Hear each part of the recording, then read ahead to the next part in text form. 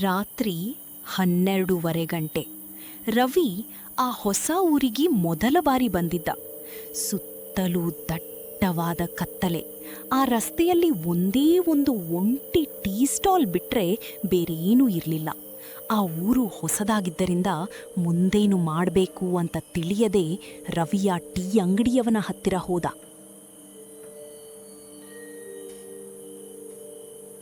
ಅಣ್ಣ, ನಾನು ಈ ಊರಿಗೆ ಹೊಸಬ. ಈ ಹತ್ರದಲ್ಲಿ ಎಲ್ಲಾದರೂ ಉಳ್ಕೊಳ್ಳಕ್ಕೆ ಲಾಡ್ಜ್ ಅಥವಾ ಹೋಟೆಲ್ ಇದೆಯಾ? ಇಲ್ಲಪ್ಪ, ಈ ಹೊತ್ತಲ್ಲಿ ನಮ್ಮೂರಲ್ಲಿ ಯಾವುದೇ ಹೋಟೆಲ್ ಸಿಗಲ್ಲ. ಈ ಟೀ ಕುಡಿದು ತಕ್ಷಣ ಇಲ್ಲಿಂದ ಹೊರಟುಬಿಡು.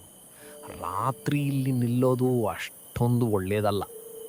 ಅಂಗಡಿಯವನು ಯಾಕೆ ಹಾಗೆ ಹೇಳಿದ ಅಂತ ಯೋಚಿಸ್ತಾ ಬೇರೆ ದಾರಿ ಇಲ್ಲದೆ ರವಿ ಕತ್ತಲೆ ರಸ್ತೆಯಲ್ಲಿ ಮುಂದೆ ನಡ್ಕೊಂಡು ಹೋದ. ಇಡೀ ರಸ್ತೆ ಸ್ಮಶಾನದ ಥರ ಸೈಲೆಂಟ್ ಆಗಿತ್ತು. ಆಗ್ಲೇ ಎದುರಿಗೆ ಒಬ್ಬ ತಾತ ಬಂದು ನಿಂತ. ಯಾರಪ್ಪ ನೀನು? ಈ ಹೊಸ ಊರಲ್ಲಿ ಈ ಕತ್ತಲೆ ರಾತ್ರಿಯಲ್ಲಿ ಒಬ್ಬನೇ ಅಲೆದಾಡ್ತಿದ್ದೀಯ? ಅದು ತಾತ, ನಾನು ಈ ಊರಿಗೆ ಹೊಸದಾಗಿ ಬಂದೆ. ಇಲ್ಲಿ ಉಳ್ಕೊಳ್ಳೋಕ್ಕೆ ಹೋಟೆಲ್ ಇಲ್ಲ ಅಂತ ಟೀ ಅಂಗಡಿಯವನು ಹೇಳ್ದ. ಎಲ್ಲಿ ಹೋಗ್ಬೇಕು ಅಂತ ಗೊತ್ತಾಗ್ತಿಲ್ಲ. ಅವನಿಗೆ ಏನು ಗೊತ್ತಿಲ್ಲಪ್ಪ. ನೀನೇನು ಯೋಚನೆ ಮಾಡಬೇಡ. ಇವತ್ತಿನ ರಾತ್ರಿ ನಮ್ಮನೇಲೇ ಉಳ್ಕೋ. ನಿನಗೆ ಹೆಲ್ಪ್ ಆಗತ್ತೆ. ಬೆಳಗ್ಗೆ ನಿನ್ನ ಕೆಲಸ ಮುಗಿಸ್ಕೊಂಡು ಹೋಗುವಂತೆ ಬಾ. ಆ ತಾತನ ಮಾತು ಕೇಳಿ ರವಿಗೆ ತುಂಬಾ ಖುಷಿಯಾಯಿತು. ಅವನನ್ನೇ ನಂಬಿ ರವಿ ಅವನ ಹಿಂದೆ ಹೊರಟ.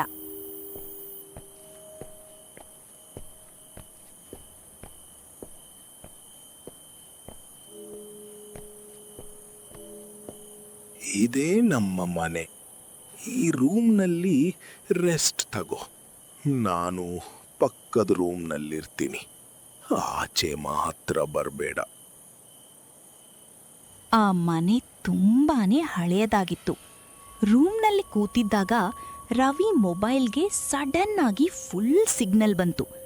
ತಕ್ಷಣ ರವಿ ಆ ಊರಲ್ಲೇ ಇರೋ ತನ್ನ ಫ್ರೆಂಡ್ಗೆ ಫೋನ್ ಮಾಡಿ ತಾನು ಇರೋ ಜಾಗದ ಬಗ್ಗೆ ಹೇಳಿದ. ಆದ್ರೆ ಫ್ರೆಂಡ್ ಹೇಳಿದ ಆ ಒಂದು ಮಾತು ಕೇಳಿ ರವಿ ಇಡೀ ದೇಹ ಜಡ ಹಿಡಿದಂತಾಯ್ತು. ಲೇ ರವಿ, ನೀನ್ ಯಾವ ತಾತನ್ ಮನೆ ಅಂತಿದೀಯಾ? ಆ ಟೀ ಸ್ಟಾಲ್ ದಾಟದ್ಮೇಲೆ ಮುಂದಕ್ಕೆ ಯಾವುದೇ ಮನೆಗಳೇ ಇಲ್ಲ ಕಣೋ. 5 ವರ್ಷದ ಹಿಂದೆ ಅಲ್ಲೊಬ್ಬ ತಾತ ತೀರೋಗಿದ್ದ, ಹೌದು. ಆದ್ರೆ ಆ ತಾತನ ಜೊತೆ ರಾತ್ರಿ ಯಾರಾದ್ರೂ ಹೋದ್ರೆ ಆ ತಾತ ಅವ್ರನ್ನ ಸಾಯಿಸಲ್ಲಪ್ಪ. ಮತ್ತೇನಾಗುತ್ತೆ? ಬೇಗ ಹೇಳು. ಆ ತಾತ ದೆವ್ವ ಅಲ್ಲ, ಅವನು ಬದುಕಿರೋ ಮನುಷ್ಯರನ್ನು ದೆವ್ವಗಳ ಹತ್ರ ಕರ್ಕೊಂಡು ಹೋಗೋ ಗೈಡ್. ಆ ಮನೆ ಒಳಗಡೆ ಇರೋದು ಆ ತಾತ ಒಬ್ಬನೇ ಅಲ್ಲ ರವಿ. ಅಲ್ಲಿ 106 ದೆವ್ವಗಳು ಹೊಸ ಮನುಷ್ಯನಿಗಾಗಿ ಕಾಯ್ತಾ ಇರ್ತವೆ.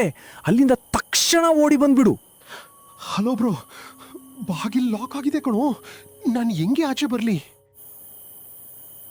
ರವಿ ಭಯದಿಂದ ನಡುಗುತ್ತಾ ರೂಮ್ನಿಂದ ಆಚೆ ಓಡೋಕ್ ಹೋದ. ಆದ್ರೆ ಬಾಗಿಲು ಆಚೆಯಿಂದ ಲಾಕ್ ಆಗಿತ್ತು.